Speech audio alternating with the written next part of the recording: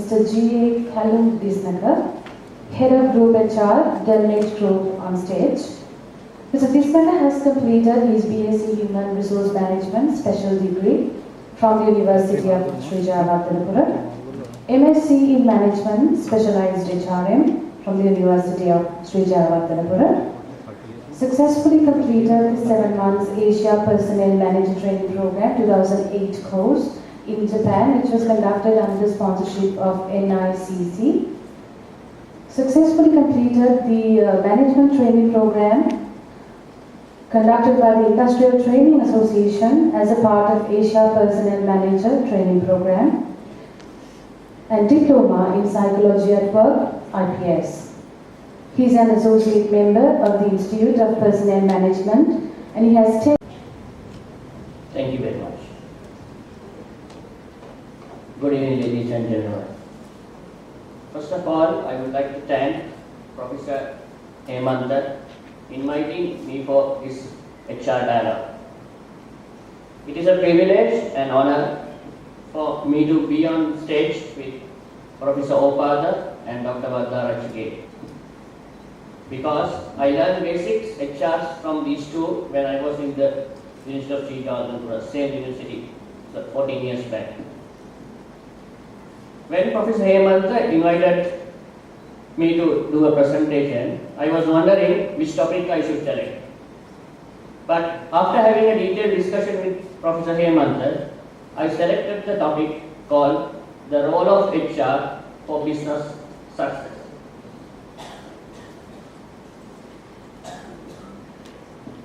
So why I selected this topic? So as HR professionals, we should contribute to the overall organization. Any organization would like to do their business in very successful manner. Therefore, as HR professionals, we also should contribute to the success of the organization. In my presentation, I would like to touch the role of HR as a strategic partner, the qualities of HR manager as a business leader, recruitment on a business point of view, the CTC, cost to the company, the practical approach, HR budget, again practical approach. Then finally I would like to touch the little bit on role of HR in business outsourcing and mergers or acquisition. I would like to compare an organization into the human body. When you look at our human body, the head and the heart are two important organs. When you look at an organization, there are business leaders as well as HR leaders. So when you look at the organization, so I would like to compare in the organization business leaders into the head of your human body. At the same time, I would like to say in the organization, HR manager or the leader is the heart of that particular organization. Therefore, head and heart of the organization. The business leader is the head of the organization, while the HR leader is the heart. One message. When you look at this, the 40 to 50 years back, we were practicing the personal management, the typical personal management, which includes welfare management and the salary administration and so on. But when you look back, what was the value addition to the overall organization? Compared to strategic HR, it is very much less. So it has come to a situation now. We need to change our mindset from personal management to the strategic HR. If we are practicing the strategic HR in an organization, the potential value addition to the organization is very high. Therefore, from personal management, HR management, then HR business partner, now we are talking about the strategic business partner or the strategic HR management. We should be able to align our HR strategies to the overall business strategy. The role of HR as a strategic partner.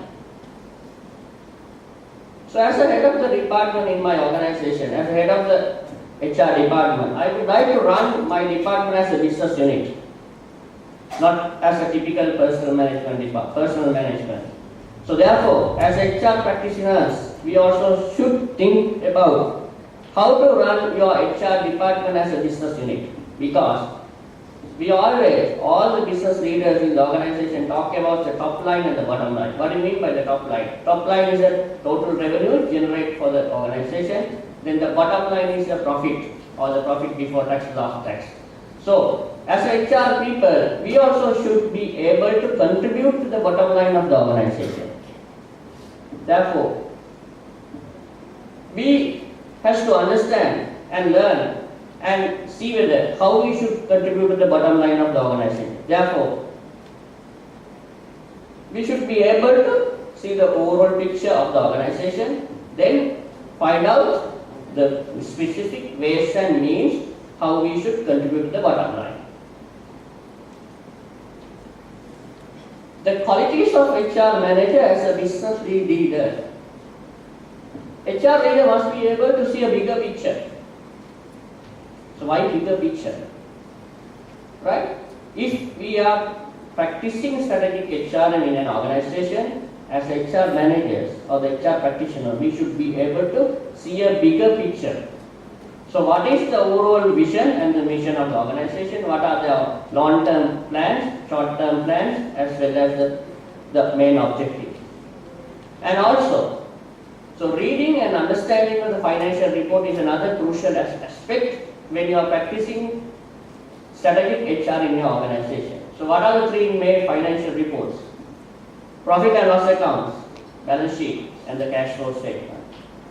All financial accountants know what is profit and loss account, balance sheet, and the cash flow. But as HR people, we also have to understand and should be able to read and understand clearly those three financial reports while thinking and while looking at the organization in the bigger picture. At the same time, we need to take some sort of risk when we are doing our strategic HR in an organization. We'll move into recruitment in business point of view. We all do recruitment every day. So what are the three factors we may look at? Knowledge, skills, and attitude. So attitude is difficult to understand, but at the same time, you should be able to see how much that particular person or the candidate will cost to the company, the CPC. It is not just a basic salary. So I will just explain you the very simple way how we should calculate the cost to the company. There are different ways, different mechanisms, but very simple calculation or the formula I will elaborate. And the contribution, I will come back to that point later.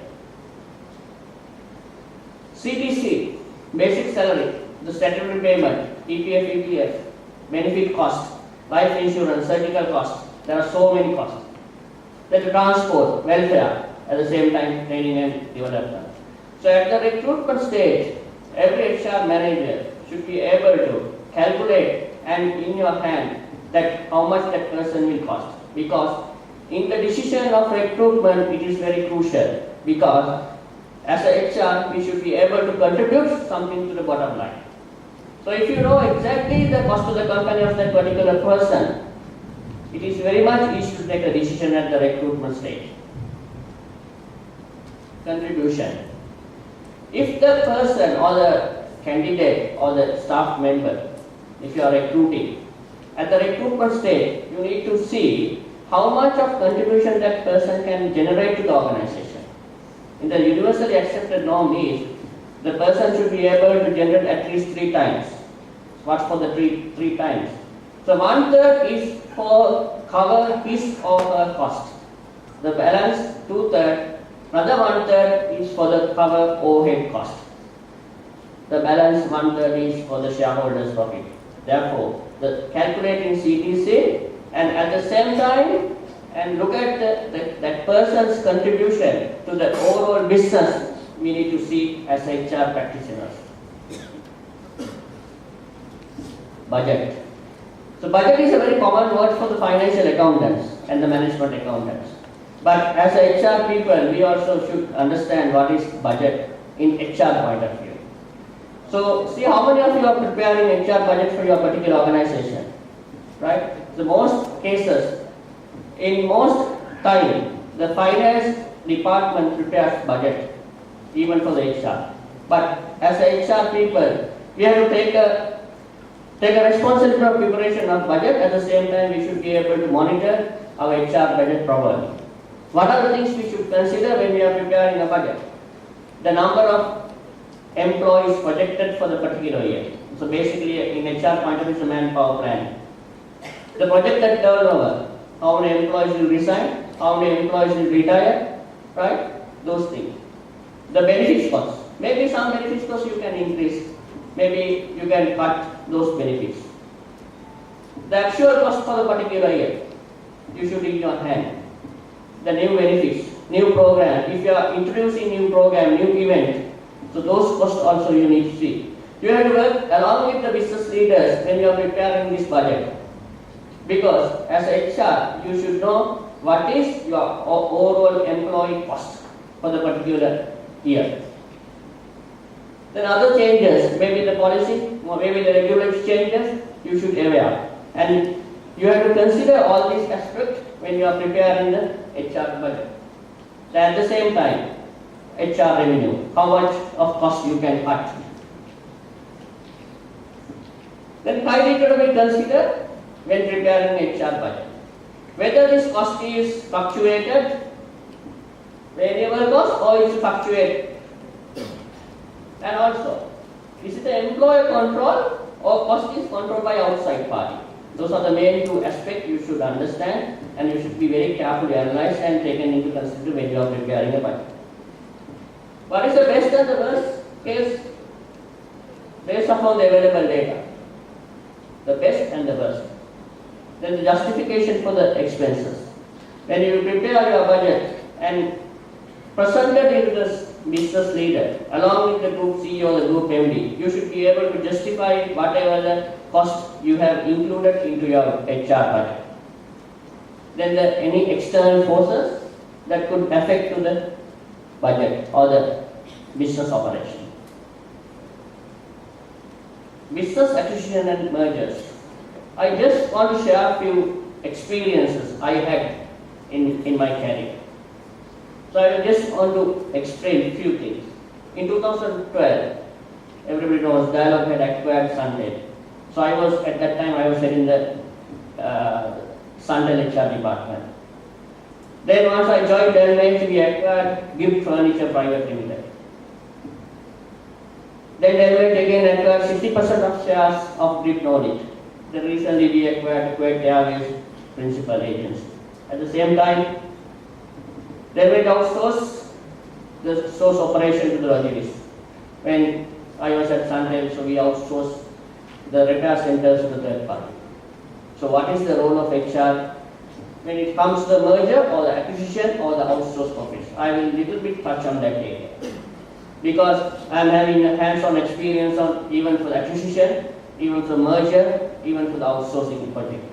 Because I still remember in 2012 when I left from Suntel, so I was handling the acquisition or the merger with Dialog. But once I joined with Delmate, so I had to handle the Grip Furniture buyover. So at one time I was in the seller side, once I came into the Delmate, I was in the buyer side. So first of all, you need to see which side you are in. Are you in the buyer side or are you in the seller side? So even you are in the buyer side or the seller side, these three aspects are very important. The early engagement, either or a business outsourcing or the merger or acquisition. What do you mean by the early engagement? So at the time of the discussion started for an acquisition or the merger or an outsourcing project, HR manager has to involve from the beginning to the end. Because so you are liable to the whole organization employee, you are liable to the employee. Then the contractual negotiations. What do you mean by contractual negotiations? There are a lot of terms and conditions which are related to the employees. There are benefit structures, salary structures, job scope. So when it comes to the contractual negotiation, HR manager has to play a major role in how to map the current or the seller's side with the buyer's side, or the company side and the outsourced party. And the final point is the communication. So HR manager, the HR department people has to have a continuous communication with the people in the organization, which is it's very important and very crucial. Because when it comes to a merger or the acquisition or outsourcing project, the people may disturb. So as a HR team, continuously you have to keep on talking to the people, updating people, and the ongoing process of the project. At the same time, other than the three aspects, HR manages role in the merger or acquisition, the culture of the company. You are in the buyer side or the seller side, but you have to understand the both organizational cultures, the management styles of the two organizations. So different leadership styles, different management style. At the same time, if you are understanding your organization's cultures, you have to understand the management styles of the two organizations, then the leadership style, then the overall attitude of the organization people. It's difficult to understand, but at least you should have a slight understanding about the seller's side and the buyer's side employees' attitude, employee terms and conditions and the benefit structure in the both organizations. Because you have to map one organization's benefit structure to another organization. It's a huge task, very difficult to do that. Because terms and conditions are vary, benefit structures are vary, job descriptions are vary. Then, because when I was in Sunday, the dialogue took over. It's a merger basically. So same, it's a telecommunication business. If you are buy over a separate company, it is easy. But it's a same industry, it is very difficult. And also that finally, either merger or acquisition or outsourcing process, the communication is key. Finally, I would like to touch. You are a HR manager now, but if you are thinking to contribute to the bottom line of the organization, you should be a HR business leader. Thank you very much.